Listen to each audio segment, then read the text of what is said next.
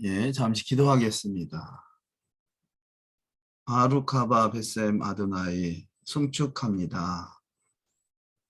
주의 이름으로 오시는 이여, 다시 오실 주님의 때를 예비하기 원합니다. 살아서 역사하시는 역사 현장에 또 다녀왔습니다. 내 아버지 집에 다녀온 그 시간들을 함께 나누기 원합니다. 시간 성령으로 조명하셔서 깨닫게 하시고 준비하게 하시고 주님의 때를 잘 예비케 하옵소서. 말씀을 듣는 자나 전하는 자나 성령으로 감동 감화하사 주께 영광되게 하옵소서. 감사하고 우리 주 예수 한 마시아 이름으로 기도 올리옵나이다. 아멘. 샬롬, 반갑습니다. 그동안에 출애굽 여정과 이스라엘의 성지순례 과정을 간략하게 함께 은혜를 나누기 원합니다. 제가 2023년 1월 12일 날 그 이집트로 출발해서 돌아오기까지 14박 16일이 된 것 같습니다. 그 여정이 이집트에서 사우디아라비아를 통해서 요르단으로 또 이스라엘로 이 과정에 12일 날 자정, 그러니까 11일 날 자정이죠. 11일 날 넘어서는 12일 날 출발해서 또 도착할 때 27일 날 오후 2시에 오다 보니까 비행기에서 이틀을 가는 날 하루, 오는 날 하루 이틀을 지내게 된 것 같아요. 그래서 14박 16일이 됐는데요. 제가 작년 뭐 지금부터 한 2달 전이겠습니다만 3달 전 작년 10월에 그 사우디아라비아를 다녀왔는데요. 그때는 인천공항에 그 주차장이 많이 자리가 비었었어요. 근데 이번에는 인천공항에 주차장이 가득 찼더라고요. 그래서 이제 그 코로나가 풀려서 많이 여행들 하시는가 보다 했는데 이스라엘에 가니까 엄청나게 사람들이 많이 몰렸어요. 그래서 이스라엘 지역이 그동안에 코로나 때문에 거의 한 2, 3년 동안 이런 뭐 어지간한 호텔들 문도 닫히고 뭐 그런 상황이라 갑자기 사람들이 몰려오니까 숙박도 그렇고 교통편도 그렇고 물가가 또 엄청나게 올랐더라고요. 그래서 그 물가 차이가 많이 나고 또 사람도 많이 붐비기도 하고 또 그 이스라엘 가서 소식을 들으니까 한국에서도 이 구정을 맞이해서요. 그동안 여행을 다니지 못한 것에 대한 보복 심리로 많은 사람들이 해외에 나간다고 그러더라고요. 또 뭐 그 이스라엘에도 많은 분들이 오셔서 또 그 아는 분도 또 뵙게 되고 여러 가지 순례 여정을 다녀왔습니다. 1월 11일 저녁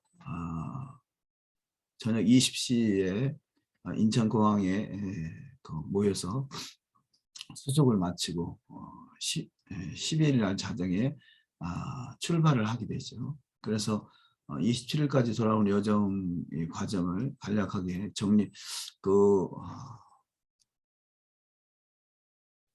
그 날짜마다 준비를 해서 갔습니다만 일정표와는 조금 다르게 움직여지는 부분들이 있더라고요.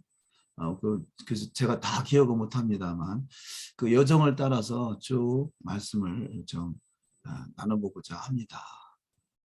근데 거기서 제가 원래 계획은 이집트, 사우디아라비아, 또 요르단 또 여기까지만 해서 한 10일 정도 예정을 하고 준비를 했었는데요.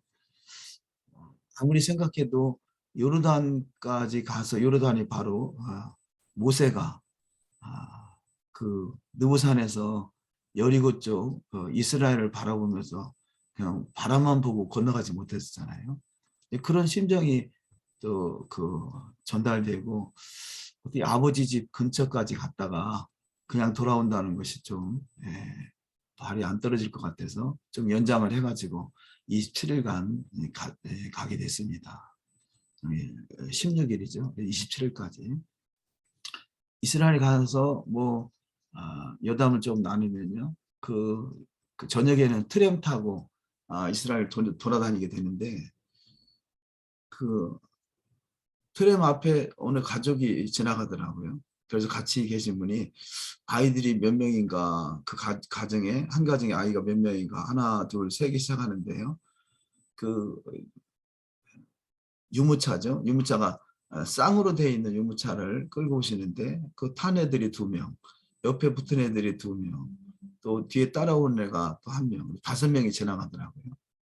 그래서 이 가정의 아이들이 5이구나 놀래서 이렇게 바라봤는데 그 뒤에 보니까 또 아빠가 아이를 또 안고 오더라고요. 6명이 지나가는 거예요. 그래서 참그 생육하고 번성하라 그 말씀에 참 충실하구나 그런 생각을 가졌죠. 트램을 타고 앞에 보니까 또 한 가정에 또 아이들이 5명이 되더라고요. 또 뒤 돌아보니까 또 한 가정의 아이가 4명. 앞에서 세 가정을 봤는데 아이들만 15명인가요? 부모까지 합하니까 거의 20명이 넘어가죠. 참 아이들 오면서 반갑기도 하고 좀 그 이스라엘에 참 비전이 있구나 그런 생각도 많이 가졌죠. 그리고 또 이스라엘의 현재 사정이 이 우크라이나하고 러시아 전쟁 이 일로 인해서 알리아가 예전보다 급속히 많아진다고 그래요. 근데 평년에는 보통 3만 명 정도가 알리아를 했는데 지금은 한 7만 명 정도가 들어온다고 합니다. 그래서 외국에서 알리아 하시는 분들이 계시고 또 자녀들을 또 많이 낳고 그러니까 참 아주 그 인구수가 기하급수적으로 늘어날 것 같습니다. 안타까운 것은 한국에 와서 이렇게 슈퍼에 가는 휠체어들을 보면 어떤 경우는 강아지를 태우고 가는 경우가 참 대반이더라고요. 참 안타깝기도 하고 그 아이들이 타야 할 그 유모차에 그 강아지가 타고 간다는 것이 참 안타깝더라고요. 우리나라도 참 생육하고 번성해야 되는데 그런 생각을 갖죠. 처음에 도착한 데가 이집트 기자 지역에 대피라미드가 있는 그 지역에 도착했습니다. 그리고 원래 예약하신 분이 원래 여행사나 이런 것을 통하지 않고 이제 즉흥적으로 가서 예약을 하고 이렇게 다니는 목적으로 5명이 출발을 했습니다. 그래서 이집트에 거기 가면 그 경치라고 그러죠.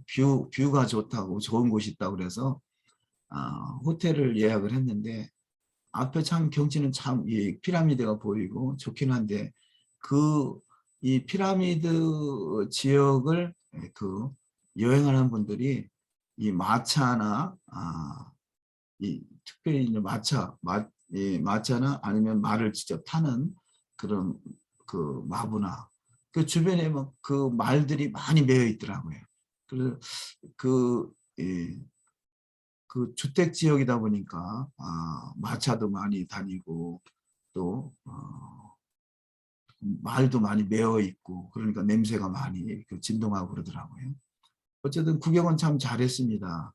근데 우리가 가고자 하는 목적지는 이 성지였다 보니까 그 차라리 성지가 있는 다른 쪽으로 우리 숙소를 정할 걸 그런 생각도 갖긴 했죠.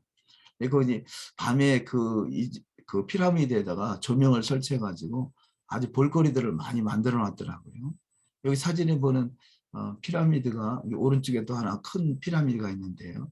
대피라미드 또 중간에 또 왼쪽 세 피라미드가 크게 자리를 잡고 있고 앞에 이제 스핑크스가 있죠. 거기서 숙소를 정하고 그 짐만 옮겨 놓고 우리가 첫 번째 간 곳이 그 이집트에 있는 kop틱 교회를 갔어요. 원래 계획이 없었던 지역인데 이집트 kop틱 교회를 이제 찾아가는데 첫 번째 간 데가 이제 쓰레기 마을의 안에 세워져 있는 동굴교회라는 곳을 가게 됐습니다. 그래서 이게 가면서 보니까 지금 앞에 뿌옇게 보이는 것이 막 쓰레기 더미에서 나는 그런 악취나 먼지 뭐 이런 것들로 많이 이렇게 그 먼지가 나고 있어요. 사람도 엄청 복잡하고 좁은 골목이고 그래요. 그러니까 우리가 가고자 하는 목적지가 동굴교회이기는 한데 이 쓰레기 마을을 통과하지 않고는 갈 수 없는 그런 길이더라고요.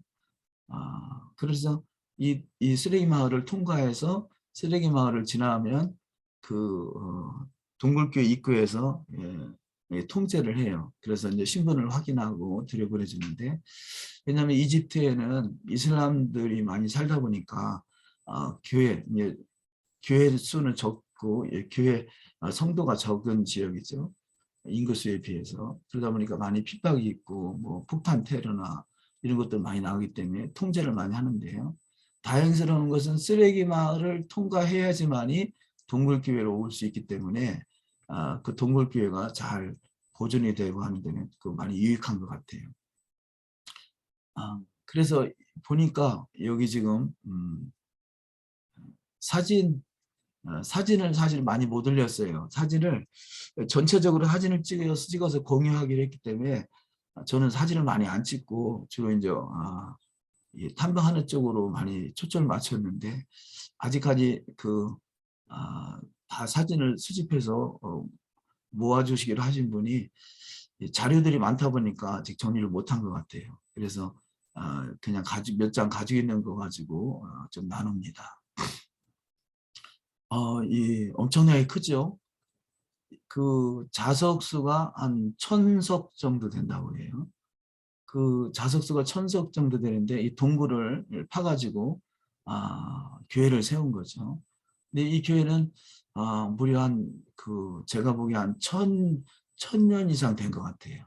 오래전부터 세워진 교회인데 조금씩 아마 파들어가서 큰 동굴이 된 것 같습니다. 근데 지금도 보니까 저 위에 그 꼭대기 그 뒤쪽으로 도로가 있는데 도로 쪽에 계속 공사를 하고 있더라고요. 도로 공사를. 그래서 나는 주차 시설이 부족해서 공사하나 여쭤봤더니 교회 터가 좁아서 계속 교회를 확장시키고 있다고 그러더라고요.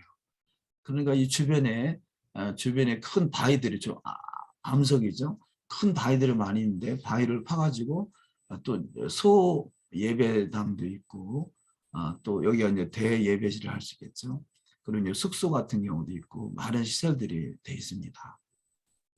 그래서 제가 생각건데 쓰레기 더미 위에 교회를 세워진 교회, 밖에서 보기보다 엄청나게 크고 참 멋있는 교회죠. 그래서 그 쓰레기 더미 쓰레기 마을을 통과해서 큰 교회가 세워진 것을 볼 때 제가 어떤 생각이 들었냐면, 제가 과거에 제가 토라 회복 사역을 하기 전에 어떤 영성 사역, 어떤 신유 사역 뭐 그런 쪽으로 이제 사역을 했었습니다. 근데 그 당시에 이게 기름 부음 받는다고 그러죠. 그래서 기름 부음 받기 위해서 여러 가지 집회도 많이 참석을 하고 뭐 그랬었는데, 여기 와서 생각나는 것이요. 그렇게 영성 사역을 위해서 나름대로 기도하고 준비하고 했던 모든 일들 중에서 가장 기름 부음이 강했던 사건이라고 하면요. 제가 지금 있는 교회 근처에 멀지 않은 곳에서 사역을 했었는데, 그 동네는 그 두 개의 마을이 같이 겹치는 부분이었어요. 그래서 대전의 용원동과 파남동에 겹치는 부분인데, 겹치는 부분이다 보니까 그 경계선에 있는 쓰레기들을 누구도 안 치우더라고요. 오히려 막 쓰레기가 아침만 되면 산더미 같이 쌓이고 그랬던 기억이 있습니다. 그래서 하도 보다 못해서 저거를 서로 미루고 미루고 나라도 좀 치워야 되겠다. 그래서 그 쓰레기를 매일 아침에 매일은 못 나가도 뭐 일주일에 두세 번 이렇게 나가서 정리를 하기 시작했었어요. 분리수거 해가지고 그, 그 쓰레기를 정리를 했었던 기억이 있는데, 그래서 그 당시 한 1년 이상 그렇게 쓰레기 정리를 했었는데요. 제가 생각할 때 그때가 가장 성령의 역사가 강하게 나타났던 것 같아요. 그래서 어떤 경우에는 막 온도가 병원에 입원하신 분이 온도가 막 40도 이상 펄펄 끓죠.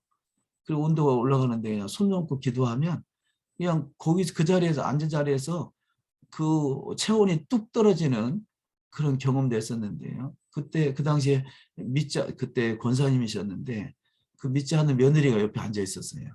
그런데 아니 그 기도하는 순간에 그 시어머니 온도계가 뚝 떨어지고 그냥 뚝 소리가 날 정도로 뭐 그랬었죠. 뭐 그런 경험들, 또 은사도 많이 나타나고 어떤 경우는 어느 분이 또그 예배 중에 그 앞에 강대상에 그 강대상의 문이 그 확 열리더니 순간적으로 찰나에 천국과 지옥을 본 거예요. 그런데 그때 그때 잠깐 찰나에 한 1초라고 할까요? 그 1초의 찰나에 봤던 그 내용을요. 매일매일 같이 간직을 하는 거예요. 그러니까 이 세상에서의 1초는 천국에서 수많은 시간과 견줄 수 없다라고 볼 수 있겠죠. 그러니까 하루가 1000년 같다고 그러죠. 하루가 1000년. 그러니까 1초의 순간에 천국을 봤는데, 하나님 나라를 봤는데 그걸 두고두고 이야기하는데 다른 이야기를 하는 거죠. 그만큼 짧은 시간에 많은 것을 볼 수 있는 그런 체험도 하게 하시고, 또 어떤 분은 성경을 읽는데 성경에 막 넘어가는 거예요. 이런 그런 어떤 영적인 체험들, 어떤 신유 사역이나 어떤 그런 영적 경험들이 그 당시에 많이 간증을 하게 됐던 것 같아요. 그래서 그 이집트에 있는 그 쓰레기 마을에 세워진 교회를 보면서 이렇게 쓰레기 마을에 거기 교회 성도들이 거의가 다 많은 숫자가 쓰레기 마을의 성도들이에요. 그러니까 하루하루 그 쓰레기를 주워서 또 쓰레기를 분리수거 해서 치우고 하시는 거기서 나오는 수익금 가지고 사는 그런 분들이 대다수를 이루고 있는데요. 우리가 갔을 때 저녁 때 그 교회를 갔는데 그때도 그 교회 사람들이 그냥 복적복적하다고 할까요? 이게 늘 사람들이 왕래를 하고 기도하러 왔다 갔다 하는 분들이 많고 그러더라고요. 참 이 교회가 참 비전 있는 교회고 하나님께서 축복하셨구나 그런 생각을 갖게 됩니다. 그래서 이집트 이 과거에 아마 그 동영상이 있을 텐데요. 예수아라는 그 단어만 계속 외치면서 찬양하는 그런 찬양이 있었는데요. 이 교회에서 촬영했던 것 같아요. 그래서 예수아 계속 몇 시간씩 예수아만 부르고 있는 거죠. 우리는 그 당시에 한국에서는 예수아라는 이름이 생소했었는데 이 교회에서는 이렇게 예수아를 부르고 그렇게 좀 은혜가 충만한 그런 교회인 것을 경험하고 왔습니다.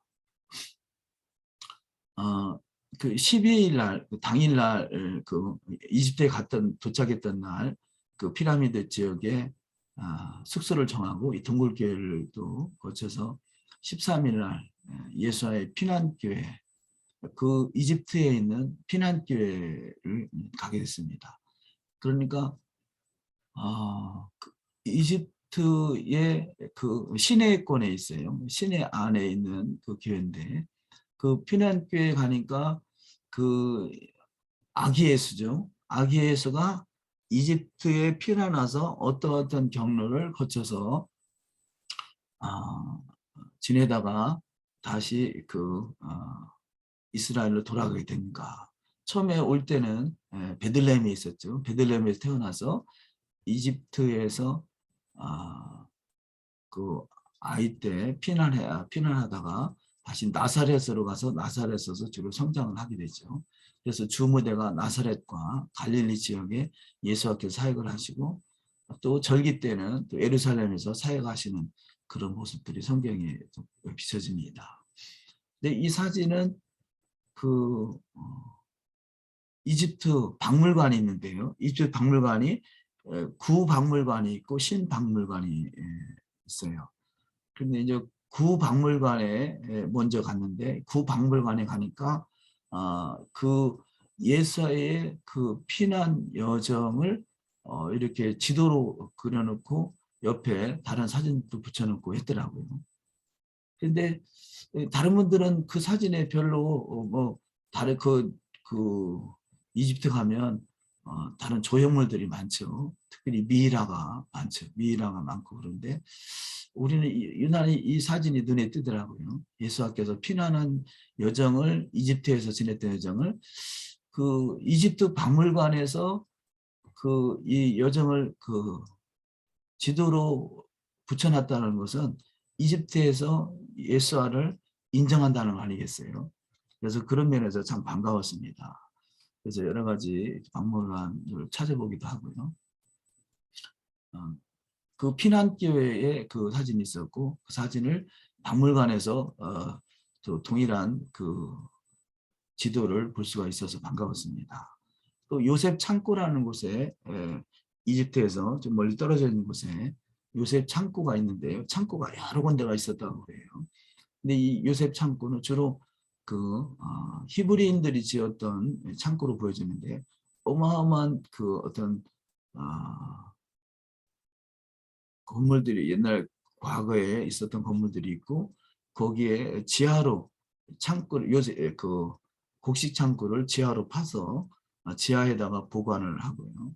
그, 그, 그 곡식 창고 지하에 보관하는데 이 석회수를 같이 석회죠, 석회, 흙, 석회와 같이 섞어서 곡식을 보관하면 썩지 않는다 그래요. 그래서 다른 사람들은 곡식이 보관이 안 되는데 거기서는 곡식을 오래오래 보관했고 그 곡식을 가지고 환란 때 잘 통과했던 그런 내용들로 사료가 됩니다. 그래서 요셉 창고와 박물관을 보고요. 14일 날 이집트를 이제 출발해서 그 사우디아라비아를 가야 되는데 이집트에서 사우디아라비아를 가려면 그 통과해야 될 그 국경들이 있어요. 그래서 먼저 이집트에서 이스라엘 국경을 넘어서 요르단을 국경을 넘어서 사우디로 들어가야 됩니다. 아니면 배 타고 바로 가는 여정이 있겠습니다만 저희가 가는 코스는 육로로 가려면 그 이스라엘 거쳐서 그 요르단을 거쳐서 사우디로 가야 되는데 요르단과 사우디는 아주 쉽게 통과할 수가 있어요. 그런데 이스라엘은 국경을 통과하려면 여러 가지 절차들이 좀 많고 시간이 많이 소요가 돼요. 그래서 이스라엘을 통과하지 않고 바로 사우디로 가려니까 요르단으로 먼저 건너가야 되기 때문에 요르단으로 가려면 배를 타고 가야 돼요. 그래서 그 이집트에서 그 요르단으로 가기 위해서 누에이바 쪽으로 가는데요. 이집트에서 누에이바 쪽으로 오게 됐죠. 그래서 이집트에서 누에이바까지 오는데 여기 지금 왼쪽에 있는 사진이 누에이바 그 도시 전경입니다. 근데 누에이바가 너무 중요한 자리는 이 중간에 있는 기둥이 솔로몬이 그 모세의 출애굽 여정이 이 강을 건너갔을 때 바다죠. 홍해죠. 앞에 보이는 게 홍해죠. 이 홍해를 건너갔다라는 표시로 돌기둥을 하나 세워놨습니다. 돌기둥. 이 돌기둥이 제가 커서를 이렇게 보여주는데 돌기둥 왼쪽에 보면 왼쪽에 공사중 있죠. 도로공사중. 도로공사는 이 아래쪽쯤에 그 돌기둥이 있습니다. 그러니까 이 돌기둥이 누에바 도시에 있었는데 제가 한 20여 년 전에 이 누에바 지역에 가서 돌기둥을 봤을 때는 이 도시에 건물들이 거의 없었어요. 근데 20여 년이 지난 지금에는 많은 건물들이 건축들이 서고 도시가 형성된 것을 볼 수 있습니다. 근데 걱정스러운 것이 이 주변에 공사 중이잖아요. 여기 지금 도로 공사가 새로 지금 아스팔트를 깔고 있고 또 이쪽에도 아스팔트를 깔고 있고요. 그러니까 언젠가는 이 솔로몬이 세워놨던 누에바, 홍해를 건너갔던 이 누에바의 기둥을 뽑아버리지 않을까 걱정스러워요. 여기 보니까 막 낙서를 해놨잖아요. 낙서. 이 기둥이 둥근 기둥인데 기둥 반대편에 보면 움푹 이 둥근 기둥이 마치 그 사각형 같이 쭉 이렇게 깎아놨어요. 왜 그런가 생각할 때 거기에 아마 솔로몬이 그 당시에 기둥을 세우면서 거기다 뭐라고 써놨든지 아니면 낙서를 했든지 어쨌든 돌을 깎아놓은 그런 모습이 보입니다. 이런 것들이 좀 훼손되는 것이죠. 어쨌든 이 누에바 지역으로 가는 데 있어서 이집트에서 누에바까지 오는데 거의 집차 타고 거의 한 8시간 정도 온 것 같아요. 장시간이죠. 근데 이집트에서 누에바까지 오는데 초소가 열 몇 군데 된다고 그래요. 뭐 한 15군데인가 뭐 그리 된다고 합니다. 근데 그 초소마다 통과하려면 또 장애가 되겠죠. 그런데 감사하게도요. 그 이집트에 갔을 때 이집트 어떤 휴게소나 이런 데 갈 때 사람들이 이 한국 사람들을 그렇게 참 반기더라고요. 그래서 한국 사람이 가니까 반갑다고 뭐 사진도 찍자하고 뭐 그런 풍경들이 있습니다. 그래서 그런지 이집트에 있는 경찰들이 캄보이를 해가지고 우리 집차 앞에 우리를 데려다 주는 거예요. 그래서 과거에는 없었던 그런 풍경들, 우리 한국의 위상이 올라가서 그런지 아니면 야간에 이동해야 될 상황이니까 위험해서 그런지 어쨌든 대우를 잘 받고 왔습니다. 이집트에서 15군데를 통과할 때 그 가는 곳마다 이제 초소가 다르죠. 그래서 한 초소까지 데려다주고 또 한 초소에는 캄보이를 못할 때는 또 연락을 해서 다음 그 연락제다 연락을 바로바로 하고 해서 아주 우리가 대우를 잘 받고 누에바에 입성하게 됐습니다. 누에바에 가서 우리가 누에바에 가는 목적 중에 하나가 여기 지금 오른쪽에 있는 배 지하입니다. 배 아래쪽이죠. 배 아래쪽에 여기서 조금 누에바에서 홍해를 거슬러 내려가서 가면 이런 지하를 볼 수 있는 그 배가 있어요. 유람선이죠. 유람선. 근데 우리가 간 목적은 이 유람선을 타고 누에바 쪽에서 그 홍해를 건너갈 때 이집트 애굽의 바로왕이나 마차들이 빠져 죽게 된 그 어떤 흔적들을 볼 수 있을까 싶어서 이 여객선을 타려고 간 거죠. 그런데 이 누에바에서 그 배를 타는 나답까지 거리는 얼마 되지 않지만 저희들이 여기 있는 지역에서 누에바까지 배를 띄울 수가 없답니다. 그래서 뭐 국경 어떤 여러 가지 상황으로 거기까지는 갈 수 없다고 그래서 어쩔 수 없이 이 배를 타고 바닷속 산호초나 뭐 이런 것을 구경을 하긴 했습니다만 우리가 원래 바닷속 지하를 탐사하려고 했던 그 목적은 어쩔 수 없이 포기할 수밖에 없었습니다. 그래서 여기서 출발을 해서 다음 여정으로 또 가게 되죠. 여기 지금 아까 전에 봤던 요 기둥 반대편에서 찍어놓은 사진이죠. 여기서 여기서부터 기둥이 있는데 여기서 바다에서부터 이 맞은편이 요르단입니다. 사우디죠, 사우디. 맞은편이 사우디인데 이쪽 누에바 이쪽에는 여기 왼쪽에가 이제 국제항구. 그래서 국제선 여객기가 뜹니다. 그래서 이 국제선 여객기를 뜨고 요르단으로 건너가게 됐는데요. 이 국제선 여객기를 타고 우리 생각 같으면 바로 건너가면 뭐 여기서 한 16km 정도 되니까 거리가 16km. 뭐 금방 건너갈 수 있는데 이쪽에는 사우디 쪽에는 이 항이 없어요. 그냥 이 모래사장만 있어요. 그래서 와디 여기서 계곡에서 흐르는 흙들이 계속 토사가 밀려오는 그런 지역이죠. 그래서 어쩔 수 없이 좌로 해서 요르단 쪽으로 올라갈 수밖에 없었고요. 다음 장은 기둥의 반대편에서 사진을 찍은 겁니다. 이것이죠. 이산 여기 지금 도로공사죠. 밑에 원래 이게 있었던 도로고 요 위에 큰 도로가 생기고 이 중간에 기둥이 있는데 이 기둥이 뽑힐까 봐 걱정스러운 거죠. 그 맞은편에도 기둥이 있었다는데 사우디 쪽에는 기둥을 아예 뽑아버려서 기둥이 흔적이 없습니다. 여기 보니까 이렇게 막 패여 있잖아요.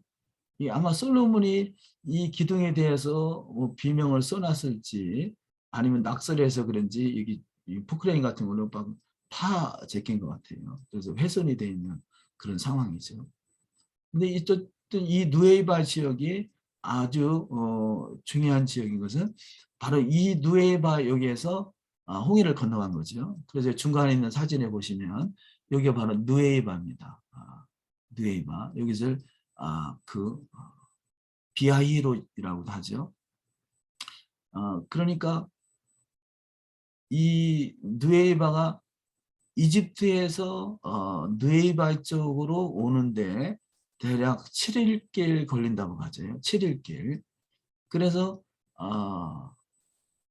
1월 14일 날 6월절을 지내고 그날 밤에 출애굽을 하죠. 출애굽을 해서 7일째 되는 날 누에바에 도착을 하게 된 거고요. 누에바에 도착해서 요 홍해를 건너오면 아주 간단한 지역이죠. 여기 보시면 여기 지금 칼라로 표시되어 있는 이 부분이 바닷속 깊이를 표시하고 있는데요.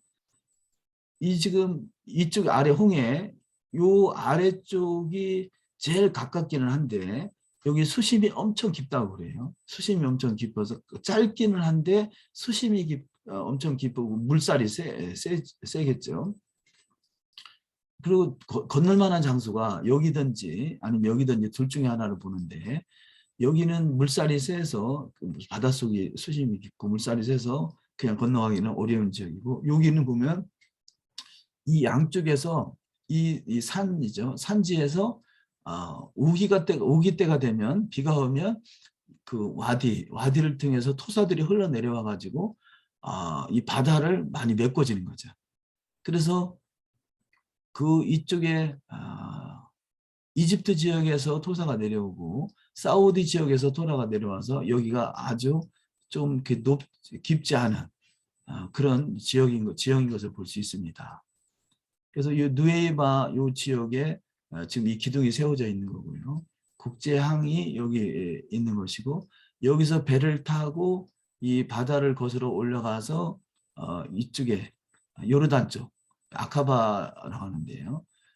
이쪽 지역이 이집트고 이쪽 지역이 이스라엘이고 이쪽 지역이 요르단이고 이 아래 지역이 사우디아라비아가 되겠습니다. 여기서 여기를 간단히 건너올 수 있는 그런 과정이지만 여기는 이런 준비가 안 돼 있고요. 여기서 거쳐서 이 배를 타고 올라가서 아카바에 도착을 하게 됩니다. 그래서 여기 이쪽에 오른쪽에 사진을 보시면 홍해가 두 갈래가 있는 거죠. 이쪽 왼쪽은 지중해가 되겠고요. 홍해 양쪽 갈래에서 보통은 과거에는 이쪽에 이스라엘 백성들이 이집트 백성이 머물렀던 이쪽에서 홍해를 이렇게 건너왔을 것이다 라고 봤었던 것인데요. 그래서 시내산이 지금 성지로 알려진 바로는 여기 시내산이 시나이 반도에 있는 시내산이 있고 라우즈산 미디안 지역, 사우디아라비아죠. 과거에는 미디안 지역, 지금 사우디아라비아 지역에 있는 시내산이 두 표시가 되어 있습니다. 그래서 과거에는 이쪽을 성지로 봤다라면 또 김승학 장로나 여러 또 학자들에 의해서 이 라오즈산이 바로 신의 산일 것이다 이렇게 보는 거죠.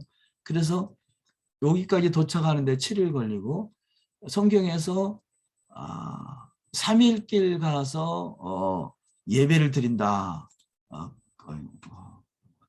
3일길 가서 예배를 드린다는 것은 여기서부터 이스라엘 백성이 머물렀던 이집트에서 여기까지 온다는 3일길은 도저히 어려운 지역이고요. 이 애굽, 요 경계, 여기 지금 이 시나이 반도까지가 애굽이고 여기가 이스라엘이고 이쪽이 요르단이고 이쪽이 사우디아라비아죠. 이 이집트의 누에바에까지 오는데 7일이고 여기서부터 라우즈산까지 가는데 3일길이라는 거죠. 그래서 성경에서 아니 너희들 3일길 간다고 하면서 왜 그 영영 안 오느냐. 그 3일길이라는 것이 원래 이쪽이 아니라 여기일 것이다 보는 것은 여기서부터 여기까지가 3일길이 아니라 애굽을 벗어난 3일길이라는 거죠. 애굽을 벗어난 여기까지가 애굽이고 애굽을 벗어난 3일길까지가 바로 하나님의 산, 라우즈산 여기라고 생각하는 것입니다. 그래서 누에바에서 우리는 바로 못 건너오고 이 아카바로 가서 요르단에 거쳐서 국경을 넘어서 하골이라는 곳을 하글 그런데요. 하글하고 하갈하고 연관이 있는 것 같아요. 하갈 우리는 하갈 그러죠. 여기는 하글 그런데요. 그 갈라디아서에 나오는 아라비아에 있는 아라비아의 하갈이라 하는 지역, 이 지역으로 보여집니다. 그러니까 숙소를 이쪽에 건너가서 느에바를 그 와디 유람선 다합에서 유람선과 느에바를 탐방하고 이 와디에서 흐르는 물로 이렇게 완만해졌다는 것 그런 것도 보고 과거에는 도시가 없었던 지역에 지금 도시가 많이 형성되어 있는 것을 볼 수 있습니다. 그러니까 지금은 여기서 와디에서 흐르는 그 토사들이 더 이상 안 내려온다고 볼 수 있겠죠. 이제 완만해졌기 때문에. 이렇게 쭉 건너서 그 다음날 이 하글의 그 숙소를 정합니다. 이 하글은 지금 막 그 형성되는 그 신도시이긴 하지만 큰 건물, 큰 어떤 호텔들이 없어요. 그래서 원래 그 보통 성지순례를 가면 이쪽 맞은편 타북이라는 지역에 그 타북이라는 지역에 숙소를 정하고 라우즈산으로 이렇게 오게 됩니다. 근데 타북을 가려면 사우디아라비아 수도를 거쳐서 쭉 가야 되기 때문에 엄청난 거리가 먼 거리가 됩니다. 그래서 요르단에서 이스라엘이나 요르단을 간다면 바로 미디안에 있는 시내산을 바로 건너갈 수 있는 아주 짧은 거리인 것을 볼 수 있고요. 하굴에서 숙소를 정하고 그 다음 날부터 라우즈산을 탐방을 하게 됩니다. 이쪽 지역이 다 이쪽 이드로가 있었던 지역이고 이제 라우즈산으로 하나님의 산으로 예전부터 명명되어 있던 지역이 하는 것을 볼 수 있습니다. 제가 2022년 11월 달에 탐방 갔던 그 사우디는 그 당시에 오로지 사우디만 갔었죠. 우리가 지금 보고 있는 지역이 요 홍해만 이쪽 지역이라면 사우디를 들어가기 위해서는 한국에서 이 리야드로 가서 리야드에서 다시 비행기를 타고 여기 타북까지 이렇게 가게 됩니다. 그래서 타북에서 내려서 그 라우즈산이나 리비딤이나 이런 지역을 탐방을 하게 됐었죠. 근데 실제 처음에 갔을 때는 여기서 그 라우즈산 근처에는 하루밖에 가지 않았기 때문에 뭐 짧은 시간에 그 여러 가지를 볼 수 없었던 상황이었었는데 이번에는 이쪽 지역을 집중적으로 탐방을 했었기 때문에 좀 자세히 본 것 같습니다. 자, 저희가 국제 여객선을 타고 요르단에서 그 아카바까지 요 아카바를 이동하고 사우디아라비아로 가는 여정을 지금은 그 구글 지도에 이렇게 우리가 가는 여정들이 다 표시가 되더라고요. 그래서 여기 누에이바에서 국제항 배를 타고 이 백길이에요. 백길 따라서 이렇게 요 아카바까지 갔다가 여기서 하선을 해서 여기서 택시를 타고 여기 하글이라는 지역으로 다시 이동을 하게 됩니다. 이 이동 경로가 이렇게 표시되어 있고요. 그래서 이동 경로 요 지역 요 주변을 전체적인 사진을 이렇게 보시면 요 비하이롯이라고 되어 있는 여기가 바로 그 누에이바인 거죠. 누에이바. 누에이바. 그래서 이 누에이바에서 이 지금 이 비하이롯 여기서 그 올라갔다가 다시 내려와서 이 근처에 숙소를 정하고 그 다음 날부터 집중적으로 이쪽 지역을 이제 탐방을 하게 됩니다. 그래서 그 이쪽에 시나이 반도 쪽에 가면 원래 있었던 성지에는 그래서 사람이 200만 명이 머물 수 있는 그런 장소가 그게 드물어요. 특별히 시내산이라고 명명된 지역에는 그렇게 사람이 머물 수 있는 장소가 없습니다. 근데 이쪽 지역에는 이 수루 광야, 이 수루 광야가 이 전체가 다 이쪽에 다 광야로 되어 있습니다. 그래서 수백만 명, 그 이상도 어마어마한 인구가 머무를 수 있는 지역이 있고요. 또 이쪽에 시내 광야가 있죠. 이 아래쪽에 시내 광야. 이 시내 광야 쪽에도 많은 그 사람들이 머물 수 있는 지역이 그런 평야가 되어 있습니다. 그 뭐 사막이라 할까요? 그래서 요 시내 광야 이쪽 지역에서 이 성산을 바라보고 사진을 보면 과거에는 이쪽 지역을 못 들어갔었기 때문에 이 시내산에서의 내용이 좀 구체적으로 좀 감이 안 잡혔었는데요. 먼 발치에서 시내산을 바라보니까 좀 더 자세하게 볼 수가 있었습니다. 여기에 보면 그 금송아지 재단이나 그 이런 내용들이 이쪽에 쭉 여기가 호랩동굴이고요. 여기 보면 산봉우리가 몇 개가 있습니다. 그런데 이 주변에도 높은 산봉우리가 있습니다만 여기 보면 가장 높은 곳이 그 사우디아라비아의 그 레이더 기지가 있고요. 누비딘 반석이 이쪽에 있고요. 이쪽에 성산 봉우리가 있는데 그 주변에 있는 봉우리에 비해서 특별하게 유별나게 보이는 그 산 정상위가 꺼멓게 그을린 그 봉우리가 4개의 봉우리가 있습니다. 4개의 봉우리. 근데 사실 이 4개의 봉우리 중에 우리는 하나의 봉우리밖에는 못 올라갔어요. 이 앞에 호랩산 봉우리하고 엘리아이 동굴하고 그 뒤에 있는 첫 번째 봉우리까지는 올라갔습니다만 그때 여기 아침에 9시에 출발해서 호랩산 동굴을 거쳐서 다시 여기 신해산 첫 번째 봉우리까지 올라가는데 가니까 9시에 출발해서 여기 가니까 오후 3시 반이더라고요. 3시 반. 거기서 잠깐 뭐 사진 찍고 뭐 기도하고 뭐 4시 되니까 더 이상 갈 수 있는 시간이 안 되죠. 그래서 어쩔 수 없이 올라갔던 길로 다시 내려왔는데 내려와서 보니까 시간이 거의 8시가 됐어요. 8시. 그러니까 전혀 예상치 못하고 한 5시 반만 되면 깜깜해지니까요. 그래서 깜깜한 그것을 막 이렇게 더듬더듬 하면서 여기를 내려오는데 산이 얼마나 험한지요. 길이 없어요. 그건 사람이 다니는 곳이 아니기 때문에 길이 없는 산을 뭐 벌벌 겨우 다니다시피 해서 오다 보니까 너무 힘든 지역이더라고요. 생각 없이 제가 다리 아프다는 생각을 가졌으면 감히 이 성산을 올라간다는 생각 엄두도 못 냈을 것이에요. 근데 첫 번째 갔을 때 요 밑에까지만 가고 사진만 찍고 호랩산 그 바람만 보고 요 호랩산 밑에 그 번제단이 있고 또 12기둥이 있고 그런 곳인데요.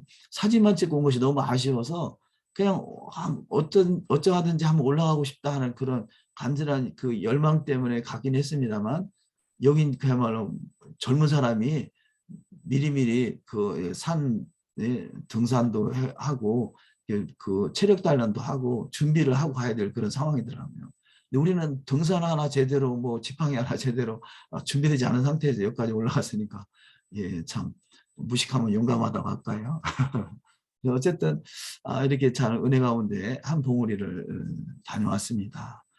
다음 기회가 된다면 두 번째, 세 번째, 네 번째 봉우리를 가고 싶은데요. 여기 이 네 봉우리가 성산이라고 보는 것은 이 네 봉우리가 하나같이 다 검게 그을러져 있어요. 그래서 하나님의 불이 하나님이 강림하실 때 불이 임했다 그러죠. 그래서 그때 탄 불이 아닐까, 그때 탄 바위가 아닐까 그렇게 봅니다. 이 주변에 다른 산들은 그 다른 산과 같이 그냥 바위산, 동일하게 전체가 다 바위산이긴 합니다만 이쪽 지역 내 봉우리만이 검게 그을려 있는 것을 볼 수 있습니다. 전체적인 그 그림들을 이렇게 봤는데요. 이 비하이로 여기가 느에바이고 여기서 여기를 건너와서 이 광야를 거쳐서 시내산에 이르게 됐다라고 보게 되는 거죠. 이 지금 여기 왼쪽에 있는 이 사진들, 이 지역이 여기 홍해가 쭉 있는데요. 이 지역이 바로 이쪽 지역인 거죠. 이쪽 지역이 지금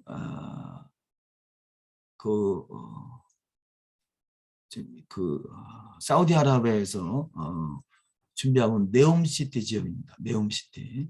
어마어마한 큰 지역이죠. 여기 내용에 보면 천문학적인 작업으로 650조가 투입된, 근데 지금은 이게 더 늘어나가지고 뭐 1200조가 뭐 투입된다, 뭐 그런 말이 있죠. 그래서 2030년까지 네옴 프로젝트가 그 사우디 북서부 아라비아 미디안 광해죠. 이쪽이 미디안 광해죠. 이 미디안 광해를 중에 펼쳐질 것이다. 그래서 이제 준비를 하고 있습니다. 2030년까지. 그래서 지금 도로공사가 어마어마하게 나오고 있어요.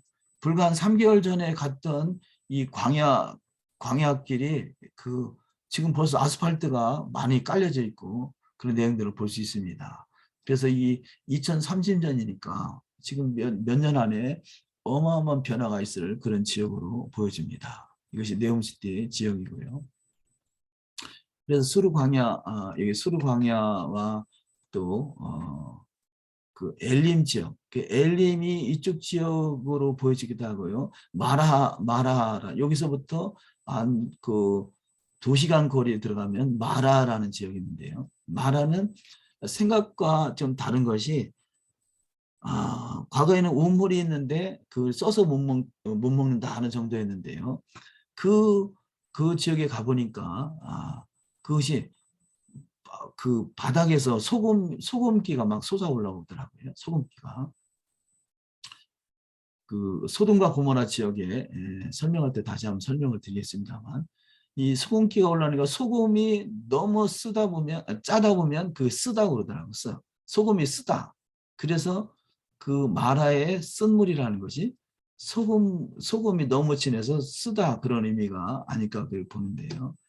그래서 그쪽에 소금이 쓰고 그쪽 지역에 리딤 이런 야자수 나무들이 많이 있고 하는 지역을 볼 수 있습니다. 그래서 수르 광야를 보고 엘림과 또 모세우물은 이도르에 집터가 있는 이쪽에 모세우물이 있습니다. 모세우물이라고 지금 이름이 돼 있죠.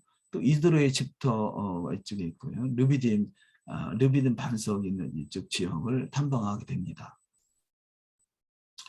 그래서 시내산에 등장해서 아래 보면 여기 지금 5명이 총 5명이 출발했는데요. 우리 어린 청년이 지금 17살 고등학교 2학년 외국 고등학교 다니는 학생이 따라왔는데요. 학생하고 이 아버지하고 같이 부자가 왔습니다. 아이가 이 돌기둥에 앉아 있는데 이 돌기둥이 12기둥 여기 12기둥이라고 보죠. 이쪽에 보면 그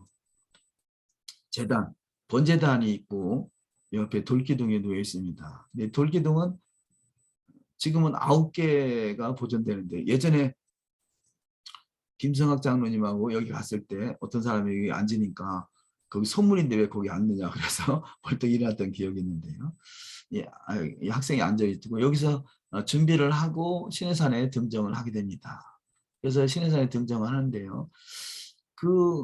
요 위에가 호렙산인데 호렙산에 볼 때는 신해산이나 호렙산이나 비슷해 보이는데 막상 올라가니까 여기가 호렙산입니다. 여기 호렙산이고 호렙산 이 뒤쪽에가 우리가 있었던 곳이고 호렙산에 갔다가 다시 돌아서 이쪽에 거쳐서 이렇게 올라오는데 지금 이쪽이 신해산 정상 그 올라가는 그 초입에서 사진을 찍은 것이고요. 이 사진을 다시 올라가 가지고 이 정상에 호렙산 정상에서 찍은 사진입니다. 이 정상에 있는 바위들이 다 까맣죠. 까맣게 마치 불에 그을린 것 같이 까만색으로 이렇게 되어 있습니다. 아래 보면 흙은 제 흙이 색깔이 보이고 돌들이 이렇게 까맣게 보이고 그리고 여기까지 올라가는데 보통 정신 가지고는 쉽지 않은 그런 거리인 것을 볼 수 있고요. 여기 지금 도면을 올려놨는데요. 여기 지금 펜타곤 마운트시나 이게 70인의 장로들이 머물러 있던 곳 아마 여기일까 지금 두 군데를 예측하는데요. 여기 지금 평지가 있죠. 그러니까 그 밑에서 번제단에서 제단에서 언약식을 맺고 이쪽 신해산 정상에 올라가기 위해서 70인의 장로들하고 올라가죠. 여기 올라가는 여기 주위가 이 호렙산 뒤쪽에 있는 여기 평지가 하나 있고요. 또 이쪽 지역에 평지가 하나 있는데 여기 지금 지도에 보면 구글 지도에 아예 지명을 이렇게 바꿔놨어요. 지명을 이렇게 해놨는데요. 마운트 시나이 야훼 산이라고 아예 명명이 되어 있습니다. 야훼 산으로 요쪽 지역이 지금 이쪽 지역인 것이죠. 그래서 너무 반가웠어요. 이게 사우디아라비아에서 지도를 아예 그 야훼 산으로 바꿔놨다는 것이 너무 참 신기하고 기가 막히고요. 여기도 토라를 수여받은 곳으로 이렇게 지명이 되어 있고요. 여기 아론의 금송아지 재단이죠. 금송아지 재단을 이렇게 표시를 해놨습니다. 그래서 지도를 가지면 핸드폰 가지고 지도를 켜고 가면 우리가 가는 여정들이 다 표시가 되고 또 이렇게 그 산의 그런 섬지로 볼 수 있는 지명들이 다 이렇게 표시가 되는 것을 볼 수 있습니다. 올라가서 사진 정상에서 사진을 찍고 기도하고 그리고 더 이상 올라갈 수 있는 시간적인 여력이 안 돼서 내려오긴 했습니다만 참 아쉬움이 남더라고요. 너무 참 험한 산이긴 한데 참 도전해 볼 만도 하기도 합니다. 그런데 제가 올라가서 느꼈던 경험은 너무너무 험한 거예요, 산이. 그래서 조금만 이 위에 올라간 사람이 까딱 잘못하면 바위가 금방 굴러올 수 있는 그런 상황이죠. 길이 전혀 나지 않은 지역이고 사람 다니지 않는 지역이고 위험하기도 하고 가파르기도 하고요. 거기서 올라가면서 모세의 심정이 제가 좀 읽혀졌습니다. 모세가 이 시내산 정상을 한두 번 간 게 아니더라고요. 성경에 보니까 여러 번 이곳에 올라간 것으로 보여집니다. 모세는 나이 80세고 또 누구도 올라가지 않은 성산으로 구별되어 있는 지역이고 근데 그곳을 여러 번 올라갈 수 있다는 것은 참 보통 정성이 아니면 쉽지 않은 것이고 참 그런 많이 은혜가 되고 도전을 받게 됩니다. 그래서 말씀을 좀 정리를 해봅니다. 시내산은 애굽과 미디안을 분명하게 구분하는 것을 볼 수 있는데요. 우리가 전자에 봤던 양쪽에 시내산이라고 명명된 두 곳, 아니 가니까 두 곳뿐이 아니라 학설로는 뭐 13군데인가 그렇게 된다고 그래요. 그런데 이제 크게 지금 부각되는 곳은 양쪽 두 군데인데 그런데 시내산은 여호와의 말씀을 받은 시내산은 분명히 미디안 지역이라는 거죠. 미디안은 사우디아라비아 지역에 있는, 우리가 쭉 봐왔던 그 지역이 분명히 미디안 지역인 것을 볼 수 있습니다. 이쪽 지역이 미디안 지역이죠. 미디안 지역. 이쪽은 애굽 땅인 것이고, 그러니까 성경은 분명하게 그 미디안 지역으로 명명하고 있죠. 출애굽기 2장 15절에 바로가 이 일을 듣고 모세를 죽이고자 하여 찾는지라. 모세가 바로의 낯을 피하여 미디안 땅에 머물며 하루는 우물 곁에 앉았더라. 자, 모세가 왕자로 살다가 그 히브리인들의 어려움을 보고 그 애굽 병사를 쳤는데, 애굽 사람을 쳤는데 죽음을 당하죠. 이 사건으로 인해서 모세가 그 도망을 가게 됩니다. 그래서 모세가 바로의 낯을 피하여 미디안 땅에 머물며, 만약에 모세가 애굽 땅에 있었다면 분명히 잡힐 수밖에 없겠죠. 또 살인자로 활을 당할 수밖에 없었죠. 그래서 미디안 땅을 건너왔던 것을 볼 수 있습니다. 그래서 미디안 땅은 나라가 다른 거죠. 근데 시내산은 애굽과 미디안을 분명하게 구분하고 있다는 거죠. 출애굽기 3장 1절에 모세가 그의 장인 미디안 제사장 이들의 양떼를 치더니 그 떼를 광야 서쪽으로 인도하여 하나님의 산 호렙에 이르매, 이렇게 말하고 있어요. 자, 이드로의 양떼를 치고, 그래서 이 지역에 가면 이드로의 집터가 있는 지역이다. 그래서 그 명명이 되어 있고, 과거부터 이곳이 이드로의 집터라고 그 사우디 사람들은 이렇게 알고 있습니다. 그래서 그 양떼를 광야 서쪽으로 인도하여 하나님의 산 호렙에 이뤘다는 거죠. 하나님의 산 호렙. 우리가 이 앞에서 봤죠. 마운트 시나이, 여기 마운트 시나이 오고 야훼. 하나님의 산 호렙이라고 명명된 이 지역인 것을 분명히 볼 수 있습니다.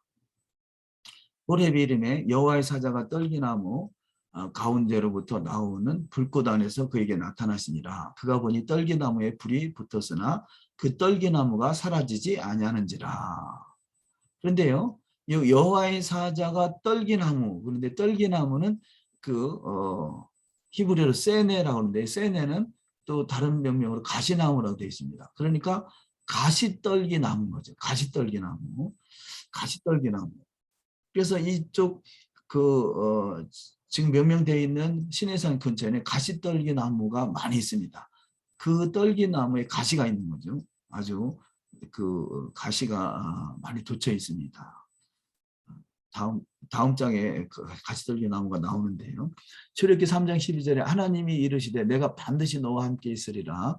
내가 그 백성을 애굽에서 인도해 낸 후에 너희가 이 산에서 하나님을 섬기리니 이것이 내가 너를 보낸 증거니라. 그래서 애굽에서 인도해낸 후에 이 산에서, 그래서 애굽은 모세가 왕자로 살았던 곳이고, 이 산은 미디안에 있는 호렙산이고, 여기에 가시떨기 나무가 많이 있는 곳입니다. 아마도 제가 보기에 이 가시떨기 나무, 가시가 아주 날카로운데요. 이 가시가 예수께서 가시면류관을 했었던 그 떨기나무가 아닌가 하는 생각도 듭니다. 출애굽기 4장 18절 모세가 그의 장인 이드로에게로 돌아가서 그에게 이르되 내가 애굽에 있는 내 형제들에게로 돌아가서 그들이 아직 살아있는지 알아보려 하오니 나로 가게 하소서. 이드로가 모세에게 평안히 가라 하니라. 이드로가 살았던 미디안 내 형제로 돌아가서, 그것은 애굽에 있었던 히브리 노예들을 말하는 거죠. 그래서 이드로가 허락을 하죠. 출애굽기 4장 19절 여호와께서 미디안에서 모세에게 이르시되 애굽으로 돌아가라. 내 생명을 찾던 자가 다 죽었느니라. 그래서 미디안과 애굽이 구분되는 것을 볼 수 있습니다. 갈라디아서 4장 24절 이것은 비유니 이 여자들은 두 언약이라. 하나는 신의 산으로부터 종을 낳은 자니 곧 하갈이라. 이 하갈은 아라비아에 있는 신의 산으로서 지금 있는 예루살렘과 같은 곳이니 그가 그 자녀들과 더불어 종노릇하고.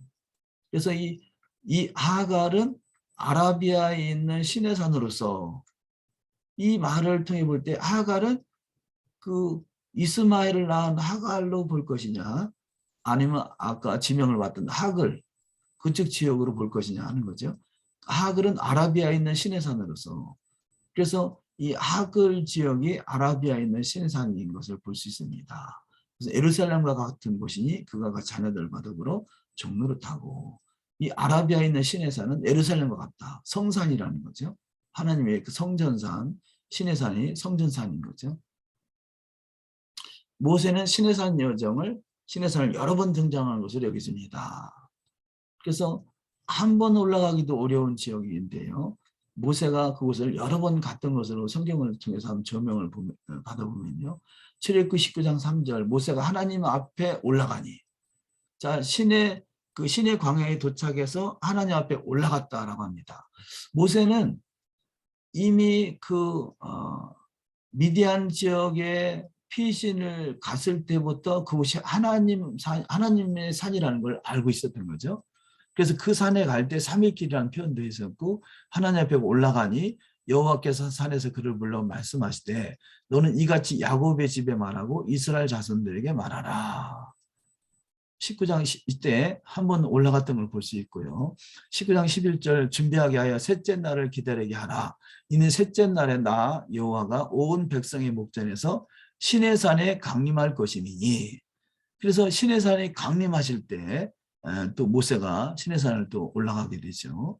또 12절에 너는 백성을 위하여 주의 경계를 정하고 이르기를 너희는 삼가 산에 오르거나 그 경계를 침범하지 말지니 산을 침범하는 자는 반드시 죽임을 당할 것이라.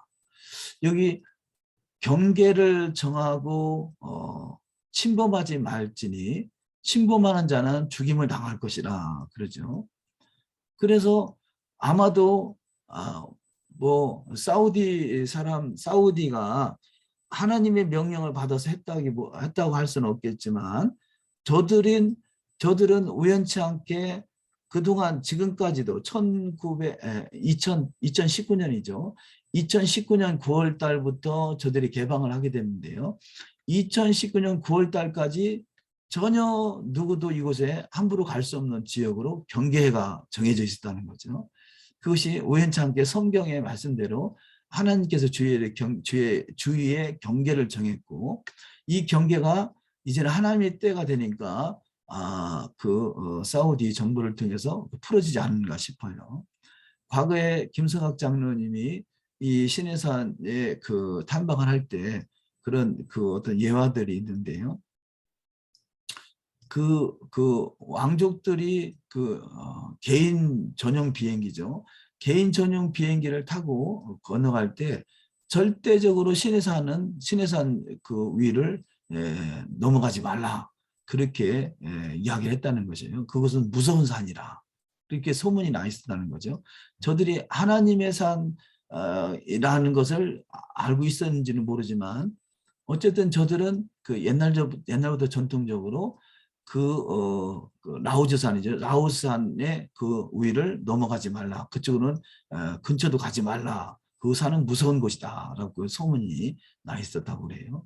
이 말씀과 같이 이미 3,500년 전에 하나님이 주신 말씀과 같이 경계를 정하고 산과 산에 오르거나 그 경계를 침범하지 말지니 산을 침범하는 자는 반드시 죽임을 당할 것이라. 이렇게 말씀합니다. 이 말씀이 지금도 우리에게도 무서운 말씀이긴 합니다만, 지금의 때가 돼서 하나님이 허락하신 것인지 어쨌든 이 한국 사람으로서는요, 저희 5명이 한국 사람으로서는 처음으로 그 정상을 밟았다고 그래요. 그만큼 사람이 발길이 닿지 않는 그런 지역이 있습니다. 어떤 드론을 띄워서 사진으로 정상을 사진으로 보여주고 하는 부분은 많이 있는데, 한국 사람으로서 그곳을 발을 밟은 사람 우리가 처음이었던 것 같습니다. 20절 여호와께서 시내산 곳 그 산 꼭대기에 강림하시고 모세를 그리로 부르시니 모세가 올라가매. 그래서 모세가 그 시내산에 다시 올라가죠. 출애굽기 24장 1절에 또 모세에게 이르시되 너는 아론과 나답과 아비후와 이스라엘 장로 70명과 함께 여호와께로 올라와 멀리서 경배하고. 그래서 아론과 나답과 아비오와 이스라엘 장로 70명은 여호와께로 올라가는데 멀리서 경배한 거죠. 우리가 전자에 봤던 사진에 보면 이 여호와께 경배하고 멀리서 바라봤던 지역이 이쪽 지역이 아닌가 싶습니다. 이 아래 지역에서도 여기까지 한참 올라왔는데 여기까지 한 3시간 이상 올라온 것 같아요. 올라와서 이 평지가 있는 거죠. 여기서 70장로들이 머물렀던 지역으로 보여지고요. 여기서 다시 올라가서 보니까 이 정상에서 보면 여기가 멀리 지역에 있는 지역이죠.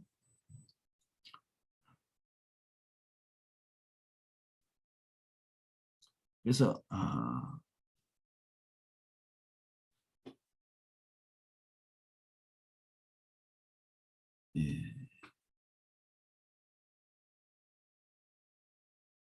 출애굽기 4장 1절에 멀리서 경배하라 하십니다.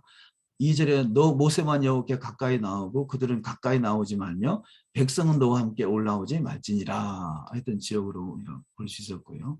모세가 다시 정상에 또 올라갔던 것을 볼 수 있죠. 24장 4절 모세가 여호와의 모든 말씀을 기록하고 이른 아침에 일어나 산 아래에 제단을 쌓고 이스라엘 12지파대로 12기둥을 세우고 아까 봤죠. 제단과 12기둥. 여호와께서 모세에게 이르시되 너는 산에 올라 내게로 와서 거기 있으라. 내가 그들을 가르치도록 내가 율법과 계명을 친히 기록한 돌판을 내게 주리라. 모세가 그의 부하 여호수아와 함께 일어나 모세가 하나님의 산으로 올라가며 그래서 모세와 여호수아만이 또 하나님의 산에 올라가는데 이번이 3번째인가요? 산에 율법과 계명을 친히 기록한 돌판을 받으러 올라가는 거죠. 자, 말씀을 줄 것이다 라고 백성들이 선포했고 우리가 아멘 우리가 그렇게 하겠습니다. 다시 올라가서 말씀을 받아서 내려오고 또 다시 돌판에 기록된 말씀을 받으러 다시 올라가죠. 그리고 나서 돌판을 받아가지고 내려오는데 금송아지를 섬기는 모습을 보고 금송아지 그 돌판을 깨뜨리죠. 그 사건이 32장까지 기록되고 34장에서 여호와께서 모세에게 이르시되 너는 돌판 둘을 처음 것과 같이 자 출애굽기 24장에서 올라갔을 때 이 3번째라면 다시 처음 것과 같이 다듬어 만들라. 내가 깨뜨린 처음 판에 있던 말을 내가 그 판에 쓰리니 아침까지 준비하고 아침에 시내산에 올라와 산 꼭대기에서 내게 보이되 산 꼭대기에서 내게 보이라. 자 대충 볼 때 4번 이상 그 모세가 시내산의 정상에 올라갔던 걸 볼 수 있습니다. 그래서 80 넘은 그 누구에도 정상을 하나님의 말씀을 받기 위해서 그가 올라가는데요. 모세는 그냥 올라간 것이 아니라 올라가서 40일간 금식하며 줄이잖아요. 그리고 또 다시 내려온다는 것, 이것은 보통 정성이 아닐 것입니다. 그래서 그 시내산 여정을 마치고 다음에 그 르비딤 반석, 르비딤 반석이 바위가 둘로 쪼개진 반석, 여기서 물이 흘러나와서 즉 밑에 계곡을 이룬다고 그럽니다. 르비딤 반석까지 봤고요. 여기가 저쪽 홍해 건너편에서 건너가서 2시간 거리에 있는 이 계곡인데요. 이 계곡에 이 돌들이 있습니다. 돌이나 이 흙들인데 그 밑에서 소금기가 올라오는 거예요. 그래서 특이하게도 소금에서도 자라는 그런 식물들이 있더라고요. 그래서 소금에 자라는 그 식물들이 있는데 이 소금기가 있어서 소금이 써서 그 물이 소금 주변에 보면 우물들이 여러 군데 있습니다. 그 우물에서 나오는 물이 써서 먹을 수 없는 정도가 되는데 그곳에 나뭇가지를 던졌더니 물이 달아졌더라 그럽니다. 이쪽이 아마 마라 지역. 그래서 혹간에서는 이쪽 지역에 이런 대추야자 열매들이 대추야자 나무들이 자라기 때문에 그쪽 르비딤 지역이 아닐까 둘 중에 하나를 추정을 합니다. 물은 써서 먹지 못하는 또 지역이었고요. 또 르비딤 지역에 대추야자가 무성한 지역이기도 하고요. 그런데 그 또 한쪽에는 물이 막 콜콜 솟아올라서 대체하자들이 잘 자라는 또 그런 지역이기도 합니다. 여기 오른쪽에 보시면 이것이 가시떨기나무입니다. 가시떨기나무. 이곳에 바짝 말라서 불이 붙었다. 가시떨기나무에 불이 붙어서 모세가 하나님의 산에서 가시떨기나무에 붙던 출애굽기 3장 내용을 보게 된 거죠. 자, 여기서 20일째 되는 날 20일째 되는 날 사우디를 통과해서 요르단으로 올라가게 됩니다. 근데 이제 사우디에서 요르단까지 가는데 왕의 대로를 타고 갑니다. 그 성경에 보면 왕의 대로가 나오죠. 그 왕의 대로를 통해서 요르단으로 이동해 페트라를 보게 되고요. 페트라 지역이 오래전부터 이곳에 많은 사람들이 돌을 파고 그곳에 거주했고 또 초대교회 때 메시아닉이죠. 메시아닉 크리스천들이 이 페트라 지역에 피난을 가서 그 로마로부터 박해를 당할 때 그 다 살아날 수 있었다라고 그런 페트라 지역이죠. 페트라 지역과 또 로세 안에 소금 기둥이 있는데요. 소금 기둥 둘 이렇게 써놨는데, 자 여기 보이는 이 소금 기둥이 그 이쪽에 요르단 지역입니다. 그러니까 그 로세 안에 소금 기둥이 두 군데가 있어요.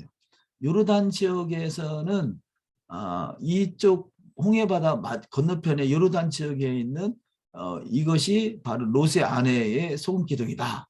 그렇게 주장하고요. 자, 맞은편에 있는 그 이집트에서 그 이스라엘로 거쳐가는 그 요 지역이 그 소금 기둥이 있습니다. 지금 아까 봤던 그 바다는 홍해바다고요. 여기는 사해바다입니다. 사해바다. 이 사해바다도 거리가 꽤 되죠. 그러니까 요르단 사해바다를 중심으로 이스라엘 땅이 있고 이쪽 건너편에 요르단 땅이 있습니다. 요르단 지역에서는 이것이 로제 안에 소금 기둥이 하고 이쪽 이스라엘에서는 이쪽 지역에 요거 두 번째 겁니다. 이 두 번째 이것이 로세 안의 소금 기둥이다 이렇게 말합니다. 그러니까 이상하죠? 어떻게 그 로세 안에가 양쪽에 있을 수 있는가? 그 말은요. 물론 이것은 이 소금 기둥이 로세 그 어떤 사람의 형상을 하고 있기 때문에 로세 안에다 그렇게 뭐 이름을 붙인 거겠죠. 그런데 중요한 것은 이 양쪽이 다 바로 롯이 그 당시에 살던 소돔과 고모라 지역이라는 거죠. 그렇기 때문에 이쪽 요르단에서도 이쪽도 소돔과 고모라 지역이기 때문에 이게 롯의 안에다 그렇게 주장할 수 있는 거죠. 이쪽 지역에서도 소돔과 고모라 지역에 살았던 롯의 아내가 있었기 때문에 이 소금 기둥이라고 주장하는 거죠. 그러니까 이 양쪽, 이 사해바다를 중심으로 해서 양쪽이 다 그 소돔과 고모라 지역인 것을 볼 수 있습니다. 그래서 여기 그 이스라엘 지역에 있는 소금 기둥이고요. 여기서 바위들이 떨어져 있었던 이 큰 바위가 이 소금 덩어리입니다. 소금 덩어리. 소금 덩어리예요. 그런데 과거에도 20여 년 전에도 갔을 때 여기 이 바닥에 있는 소금 덩어리를 주워서 이렇게 입을 태우니까 막 여전히 짜더라고요. 너무 짜서 쓰다고 할까요? 그런데 지금도 이 돌이 굴러 떨어져서 있는데 이 소금 기둥이 있는 소금 기둥 이쪽이나 다 전체적으로 소돔과 고모라 지역이라 할 수 있겠는데요. 그래서 소돔과 고모라 지역은 바다를 끼고 있는 거예요. 이 사해 바다를 끼고 있는 거죠. 사해 바다를. 그래서 이쪽 지역에 저희가 집중적으로 탐방한 지역은 이 이스라엘 지역에 있는 그 소돔과 고모라 지역을 밟았는데 이것들이 다 불에 탄 흔적들이 있어요. 그래서 다 이 돌들이 다 탔어요. 돌이 다 타가지고 푸석푸석해요. 그래서 돌같이 생긴 이렇게 층이 있는데 보통은 보통은 층이 있으면 다 바위잖아요. 그런데 이쪽 지역에 있는 그 바위같이 생기는 그 것들이 다 재예요, 재. 바위도 타가지고 다 만지면 푸석푸석 다 부서지는 거죠. 근데 이쪽은 소금, 아마도 이쪽 지역이 사해 바다에 묻혀 있었을 그런 지역으로 보여집니다. 그래서 이쪽 주변에 이 바위는 그 쉽게 부서지지 않죠. 소금 덩어리. 근데 저는 이제 생각하기를 이 소돔과 고모라 지역이 유황불이 떨어져서 심판을 받은 지역이라면 불에 탄 지역이단 말이에요. 그러면 소금도 불에 탄 거잖아요. 소금이 불에 타면 어떻게 됩니까? 구운 소금이 되는 거죠. 그래서 여기서 그 막 소금물이 떨어져서 덩어리 된 것들을 제가 입으로 맛보고 우리가 구운 소금 먹네 그렇게 한 적이 있는데요. 이쪽 지역에서 그 유황 막 이런 것들이 녹아가지고 흘러내리는 것이 사해바다로 내려옵니다. 그래서 사해바다에 이 유황온천이 나와요. 유황온천이 나오고 이 사해바다에서 그 각종 뭐 이런 좋은 성분들, 뭐 이스라엘에서 나오는 아하바나 이런 화장품들이 유명한 화장품들이 많죠. 그러니까 어찌 보면요, 소돔과 고모라가 유황불로 심판을 받아서 그 당시에는 재앙이지만 지금의 후손들은 여기서 흘러내리는 그 유황불이나 유황이나 재나 이런 것들로 인해서 각종 이 그 좋은 어떤 피부에 좋은 성분들이나 이 밑에 보면 아래쪽에 보면요. 아래쪽에 사이바다 쪽에 보면 천지가 그 머드예요, 머드. 몸에 바르는 거 머드. 그 머드 그래서 그 어느 선교사님이 밑에 유황 온천이죠. 유황 온천이 나오는 것을 가르쳐 줘 가지고 그곳에 가서 발을 담그고 왔는데요. 그래서 유황 온천에 발을 담갔더니 제가 상처가 있었는데 상처가 아주 깨끗이 나았어요. 그래서 어쨌든 이쪽 지역을 좀 다시 한번 보시면 이쪽 지역이 과거에도 그렇고 지금도 그렇고 앞으로도 중요한 지역이 될 것 같습니다. 그래서 염해 그 사해바다 들어가서 용암천에 발도 담그고 그 머드도 발라보고요. 머드도 웬만큼 이렇게 제가 캐왔어요. 혹시 필요하신 분 있으면 조금씩 보내드리겠습니다. 그래서 이 요르단 지역에서 숙소를 정하고 거기서 아침에 일찍 일어나서 사해바다에 요르단 지역의 사해바다에서 발을 담궜었고요. 또 그 다음에는 이스라엘 지역에 와서 사해바다에 발을 담근 적도 있는데요. 이 요르단 지역의 느부산에 모세가 시내산에 그 이스라엘 건너오지 못하고 바라봤던 느부산과 또 그 불뱀을 만난 곳, 또 헤스본 성터, 이스라엘이 그 요르단 지역에서 빼앗았던 헤스본 성터 그런 지역이 있는 것을 보고 그 다음에 이스라엘로 입국을 하게 됩니다. 민수기에서 21장 6절 이하 말씀에 보면 여호와께서 불뱀들을 백성 중에 보내어 백성을 물게 하심으로 이스라엘 백성 중에 죽은 자가 많은지라. 백성이 모세에게 이르러 말하되 우리가 여호와 당신을 향하여 원망함으로 범죄하였사오니 여호와께 기도하여 이 뱀들을 우리에게서 떠나게 하소서. 모세가 백성을 위하여 기도하며 여호와께서 모세에게 이르시되 불뱀을 만들어 장대 위에 매달아라. 물린 자마다 그것을 보면 살리라. 모세가 놋뱀을 만들어 장대 위에 다니 뱀에게 물린 자가 놋뱀을 쳐다본 즉 모두 살더라. 자, 느부산에 보면 그 모세가 느부산 정상에서 이스라엘 지역 여리고 지역을 바라보면서 기도했던 그곳에 놋뱀 기둥이 서 있습니다. 그리고 놋뱀이 서 있고 여리고 지역 이쪽 이스라엘 지역을 바라보면서 사진 찍을 만한 그런 장소들이 이렇게 있어서 표시가 이렇게 되어 있는데요. 제가 그런 사진들을 아직 미처 못 받아서 다 올리지는 못했습니다만 불뱀을 만나서 죽을 때 많은 사람이 죽을 때 이들이 원망했다고 그러잖아요. 원망. 자, 원망하던 그 이스라엘 백성들이나 아니면 소돔과 고모라에서 뒤를 돌아보다가 소금기둥이 됐던 그 롯의 아내나 그런 모습들을 우리가 기억해 봐야 될 것입니다. 이게 마지막 때의 모습들인 것이죠. 우리가 그냥 바라만 볼 것이냐, 아니면 그 소돔성에서 빠져나가다가 미련에 남아서 뒤를 돌아보다가 소금기둥이 될 것이냐, 이런 모습들이 우리의 교훈 삼아 깨달아야 할 그런 부분이 될 것입니다. 그 다음에 헤스본 성터, 이 헤스본 성터가 잘 알려지지 않은 요르단 지역에 있는 성지라고 할까요?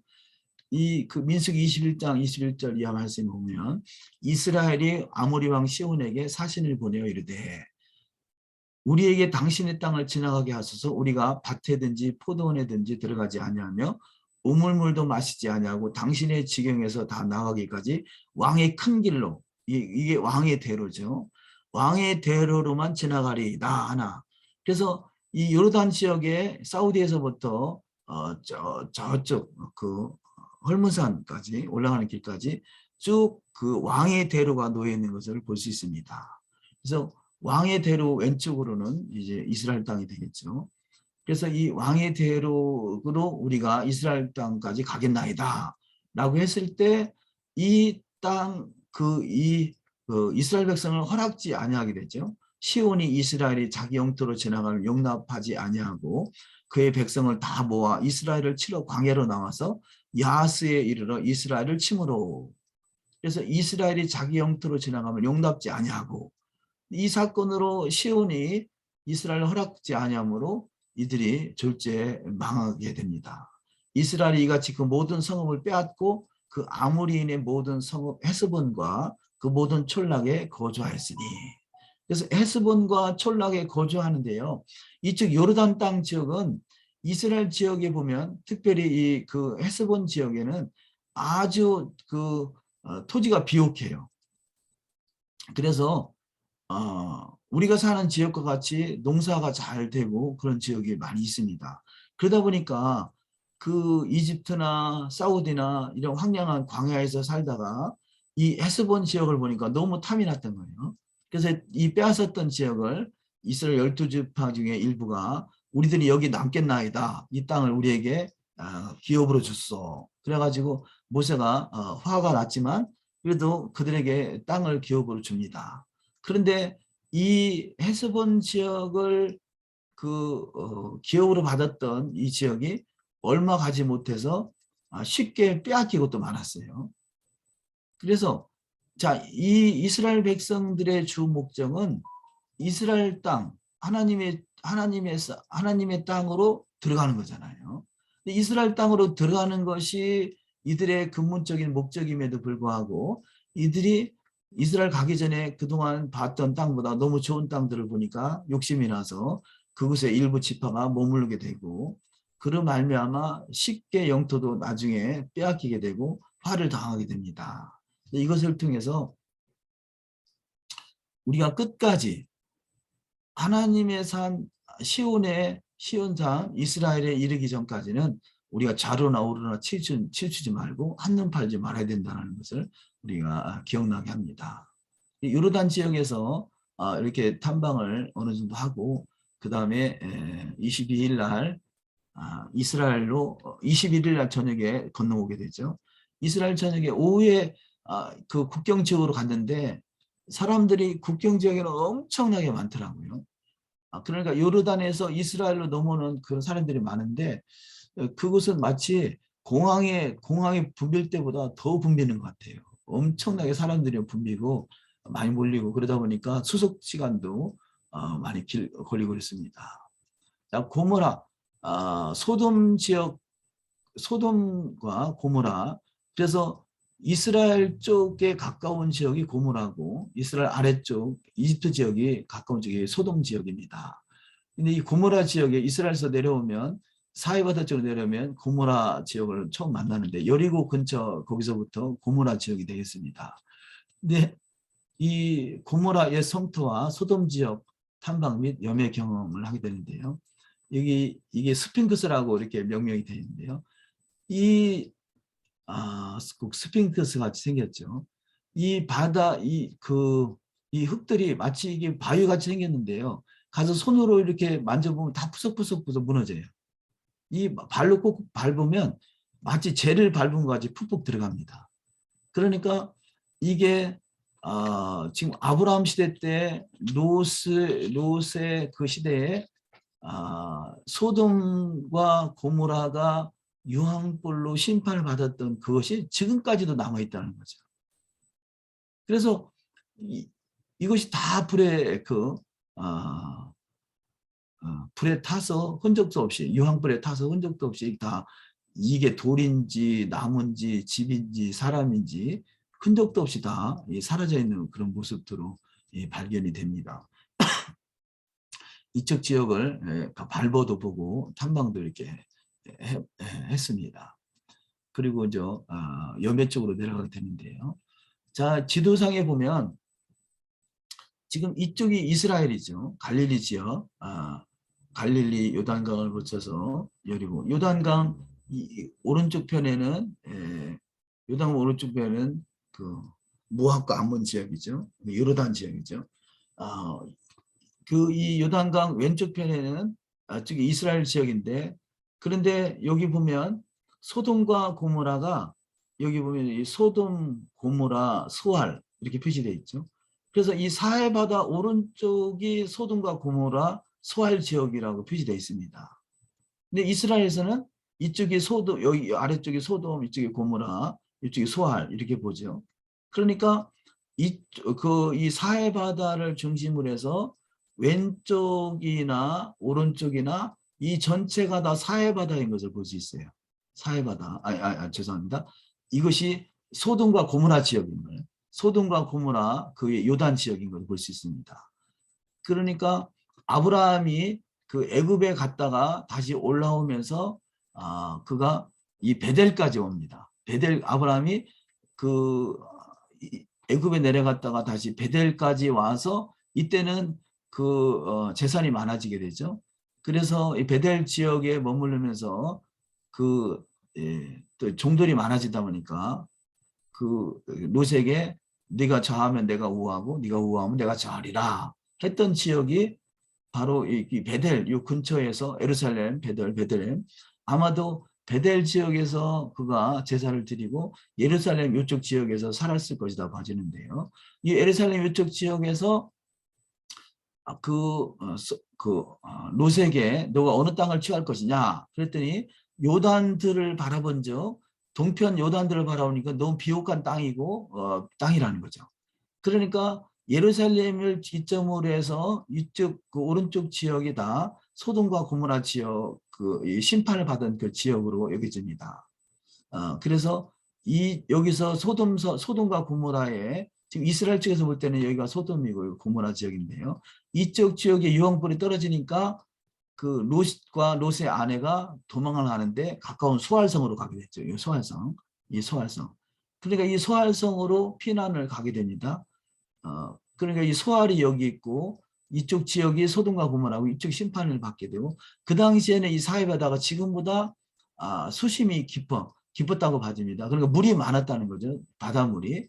그래서 이 오른쪽 사진을 보시면 이쪽 오른쪽에도 이쪽에 요르단 지역이 소돔 지역, 고모라 지역, 소알 지역 이렇게 표시가 되어 있습니다. 근데 아브라함 시대의 사해바다는 해수면 높이가 마이너스 300이라는 거죠. 또 현재 사해바다는 427이다 그럽니다. 그럼 300대 427은 127m잖아요. 그러니까 지금보다도 아브라함 시대 때는 127m가 더 이 물이 더 많았다고 볼 수 있겠죠. 그래서 물이 더 많았었는데 이제는 물이 빠져서 마이너스 427까지 갔다라면 계속해서 물이 줄어들고 있는 그런 상황이라 할 수 있겠습니다.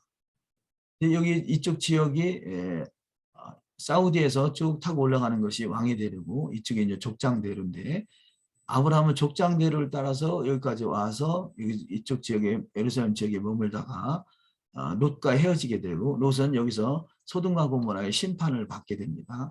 그래서 이쪽 사해바다의 물이 지금 많이 빠져서 지금 많이 줄어들어 있는 상태고요.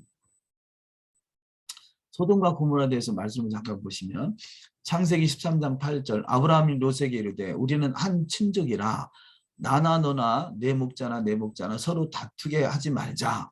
내 앞에 온 땅이 있지 아니하냐 나를 떠나가라. 내가 좌하면 나는 우하고 내가 우하면 나는 좌하리라. 이에 롯이 눈을 들어 요단 지역을 바라본즉 소알까지 온 땅이 물이 넉넉하니 여호와께서 소돔과 고모라를 멸하시기 전이었으므로 여호와의 동산 같고 애굽 땅과 같았더라. 그러니까 요단 지역을 바라봤다 그러죠. 소알까지 온 땅에 물이 넉넉하니. 그래서 여호와께서 소돔과 고모라를 멸하시기 전이었다. 여기 소알 지역이죠. 이쪽에는 소알 지역. 지금 여기 보면은 지금 물이 빠져 있는 상태라면 여기는 좀 물이 차져 있는 상태다. 그럼 과거에 아브라함 시대 때는 여기까지 물이 있었다고 볼 수 있겠죠. 그래서 물이 많은 지역이고 풍부한 지역이고 지금 그 롯이 바라볼 때 롯이 눈을 들어 요단을 바라본 즉 소알까지 온 땅에 물이 넉넉하고 물도 넉넉하고 소돔과 고모라를 멸하시기 전이었으므로 에덴 동산 같은 그런 지역이었다는 것입니다. 그래서 이쪽 지역이 에덴 동산 같이 풍부한 지역. 그래서 풍부함이 많았고요. 또 이쪽 지역에 물이 많으니까 농사도 잘 되고 이 요단 쪽에는 지금 농사가 잘 된다고 그랬죠. 또 이 사해 바다에서 뭡니까 역청이 여기서 많이 나왔다고 해요. 뭐 아스팔트 같은 거 그것을 비싸게 팔아서 이쪽 지역에서 아스팔트 같은 그런 지금도 사해바다가 많이 떠 있습니다. 이런 것들을 팔아서 많이 부유함으로 누렸다는 거죠.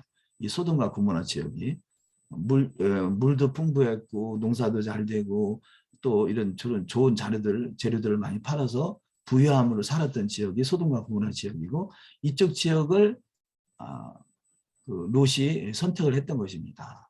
근데 결국 이 롯이 어떻게 됩니까? 결국은 어떤 우상 숭배나 동성애나 이런 것들이 바로 아브라함에게 왔던 천사들을 유혹할 정도로 많은 지역. 지금이 어떻게 됩니까? 이쪽 이스라엘이 동성애가 판치는 지역이 이스라엘이잖아요. 그러니까 이스라엘도 어찌 보면 또 심판이 또 멀지 않을 것입니다. 그 심판은 단지 심판이라기보다 어떤 징계를 할 수 있겠죠. 왜냐하면 이쪽에 사해바다 양쪽에 소돔과 고모라 지역이라면 여기서 비가 내리면 여기서는 흑토사들이 탄제라고 할까요? 이들이 흘러내려가지고 바다를 메우게 되고 이 바다에 쌓여 있는 그 유황들. 그래서 이쪽 산 지역에 가면 이 바위라고 할 수 있는 그런 푸석푸석한 것이 파다 보면 그 안에서 유황 덩어리들이 나와요. 그러니까 이 밑에서 나오는 물들이 유황 온천이 되고요. 아는 선교사님이 그 유황 온천을 새롭게 발견된 거죠. 아래쪽에. 근데 거기서 이쪽 주변에 호텔들도 있습니다만 우리가 갔던 지역은 전혀 개발되지 않은 그런 지역이에요. 근데 이분이 위에다가 차를 주차해 놓고 밑에 가서 유황 온천을 즐기다가 위에 왔더니 어떤 못된 사람들이 그 자동차에 그 마우라를 떼갔대요. 그래서 마우를 떼고 한참 고생하고 다행히 보험 처리가 돼서 잘 수리는 했다고 하는데요. 그 사람이 인적에도 드문 곳이죠. 그곳에 유황 온천을 우리는 그래서 택시를 타고 왔기 때문에 택시 기사는 대기하고 우리는 밑에 가서 유황 온천을 1시간 정도 즐기다가 올라온 적이 있습니다. 그래서 요단 지역이 소알까지 아까 봤던 이 전자의 소알까지 즉 지역이죠. 소알. 이 소알까지 이게 도망을 가게 되는 지역인 것을 볼 수 있고요. 창세기 19장 12절 이하 그 사람들이 롯에게 이르되 이 위에 내게 속한 자가 또 있느냐 내 사위나 자녀나 성중에 내게 속한 자들을 다 성 밖으로 이끌어내라. 그들에 대한 부르짖음 여호와 앞에 크므로 여호와께서 이곳을 멸하시려고 우리를 보내셨나니 우리가 멸하리라. 롯을 통해서 이 소돔성이 멸하게 된다라고 사위들에게 말했는데 이들은 농담으로 여겼다는 거죠. 롯이 나가서 그 딸들과 결혼할 사위들에게 말하여 이르기를 여호와께서 이 성을 멸하실 터이니 너희는 일어나 이곳에서 떠나라 하되 그의 사위들은 농담으로 여겼더라. 그래서 지금도 결국은 물론 지금 백투 예루살렘에서 알리아 운동에서 이스라엘 돌아가는 거 성경적이고요. 또 하나님이 종말적으로는 다 하나님이 구원하게 하시지만 그러나 반드시 어떤 징계의 심판이 있다는 거죠. 그것을 하나님의 심판은 완전히 진멸이라기보다 제가 그 지금 소돔과 고모라를 통해서 볼 수 있는 것이 지금 이 소돔과 고모라 지역에 이쪽 지역에 유명한 화장품 회사들도 많이 있고요. 화학 공장도 있는데 제가 예전에 갔을 때 이 화학 공장이 여기서 나오는 그 물품들이요. 이 사해바다에서 채취하는데 사해바다에 지금부터 200년을 파먹어도 남을 만큼 엄청난 이런 재료들이 여기 있다라는 거죠. 그러니까 이런 것들이 어찌 보면 소돔과 고모라를 하나님이 심판하신 것은 그 당시에 심판이지만 지금은 후손들은 그것을 누릴 수 있다는 것은 축복이 되겠죠. 그러니까 심판이 되느냐 축복이 되느냐는 것은 우리가 믿음으로 사느냐 그렇지 못하느냐 차이라 할 수 있을 것입니다. 왜냐하면 이 소돔성이 다른 지역보다 부유함을 통해서 하나님께 영광 돌린 것이 아니라 타락했기 때문에 그렇죠. 이스라엘도 타락한다면 결국 심판이 될 것이고 궁극적으로는 하나님의 나라가 완성되게 하는 과정이라 할 수 있을 것입니다. 창세기 19장 23절 롯이 소알에 들어갈 때 해가 돋았더라. 소알성에 들어가죠. 여호와께서 하늘 곧 여호와께로부터 여호와과 불을 소돔과 고모라에 비같이 내리사 그 성들과 오온들과 성에 거주하는 모든 백성과 땅에 난 것을 다 엎어 멸하셨더라. 유황과 불을 소돔과 고모라에 비같이 내렸다는 거죠. 그냥 우리가 쉽게 바라보면 뭐 소돔성이라는 것이 심판을 받았나 보다 뭐 이렇게 할 정도 되지만요. 이 소돔성이 여기서부터 여기까지 여기 소돔과 고모라가 여리고 근처까지니까요.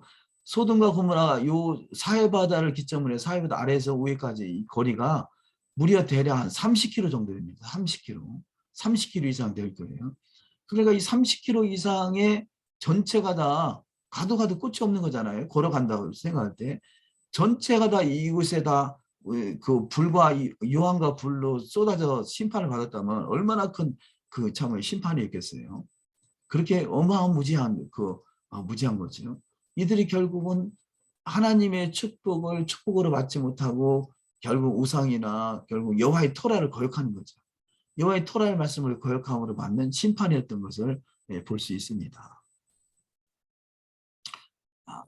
여호와가 불을 소돔과 고모라에 비같이 내리사 그 성들과 온 들과 성에 거주하는 모든 백성과 땅에 난 것을 다 엎어 멸하셨더라. 모든 백성과 땅에 난 것을 다 엎어버렸다는 거예요. 그 지층이 되어 있는데 그게 사람인지 짐승인지 성인지 바위인지 나무인지 전혀 구분이 안 갈 만큼 다 그 심판을 받은 거죠. 다 타버린 거죠. 롯의 아내는 뒤를 돌아보았으므로 소금기둥이 되었더라. 소금기둥이라고 되어 있어요. 그것이 소금성 지역인 것을 볼 수 있죠. 그러니까 아브라함부터 지금 때까지 100m 이상 차이가 난다면 지금 주변에 있는 소금기둥은 다 바다 속이었다고 볼 수 있겠죠. 사해바다 속. 아브라함이 그 아침에 일찍 일어나 여호와 앞에서 서 있던 곳을 이르러 소돔과 고모라와 그 온 지역을 향하여 눈을 들어 연기가 가마의 연기같이 치솟음을 보았더라. 온 지역이라고 있어요. 소돔과 고모라와 그 온 지역. 온 지역이 다 심판을 받았던 것으로 볼 수 있습니다. 나머지는 그 23일 날 유대 광야에 있는 데이빗 오르티즈 목사님을 방문하게 되는데요. 데이빗 오르티즈 목사님이 그 영화 회복, 김종철 감독님이 만든 회복에 나오는 그 폭탄 테러 받았던 그 주인공이시죠. 그분을 탐방해서 여러 가지 대화를 나누고 교제하다가 돌아오게 됐습니다. 24일 날 예루살렘 성 통곡의 벽과 또 골고다 언덕 등 주변을 탐방하게 됐는데요. 예루살렘 통곡의 벽 첫날 가서 거기서 기도하고 그 주변에 있는 한국 식당이 하나 있어요. 그래서 한국 식당에 가서 식사도 나누고 그렇게 돌아왔습니다. 25일 날 기드론에 300용사가 있었던 그 기드론 샘, 그곳은 저쪽에 쭉 그 북쪽으로 올라가서인데요.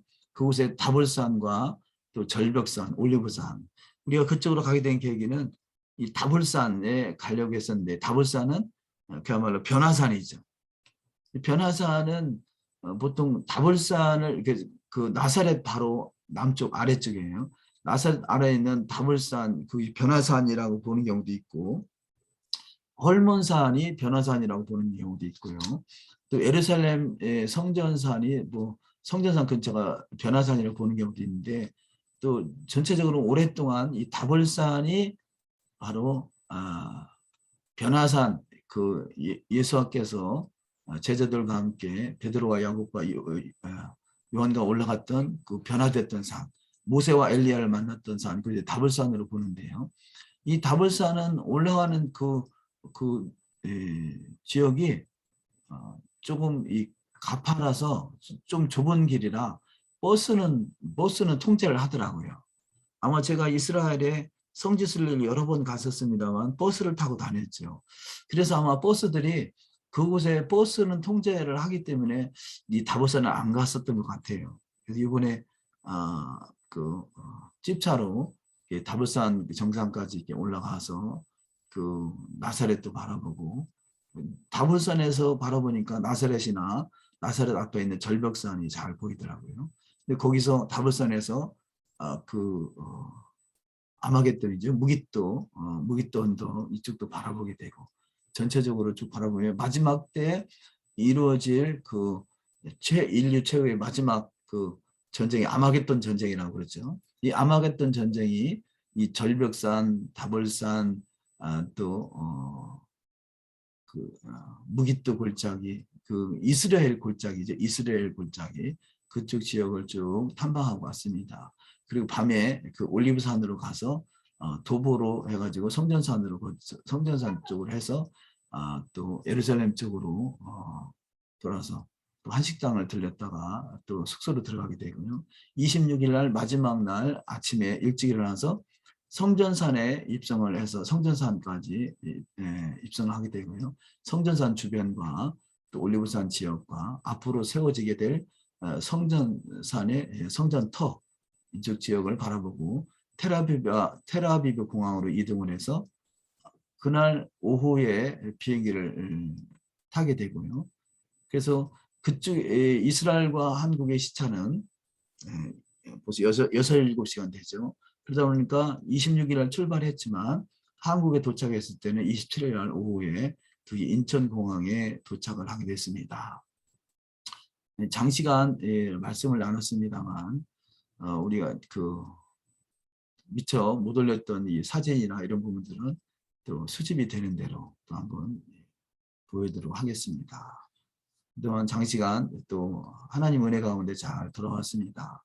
저는 14박 16일이 다른 분들은 너무 또 힘든 시간이었다라고 하는데요. 저는 휴가 기간이었다라고 이렇게 말할 수 있을 것 같아요.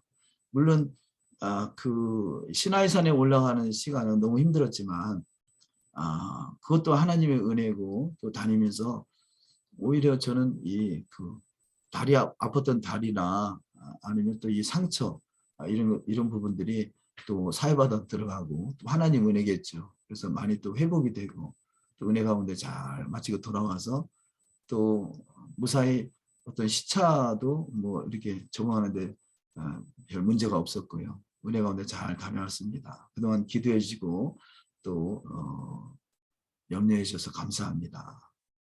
기도하겠습니다. 아브라함의 하나님, 이적의 하나님, 야곱의 하나님을 찬양합니다. 우리 이스라엘 집을 향하여 예루살렘을 향하여 날마다 기도할 수 있도록 축복하시니 감사합니다.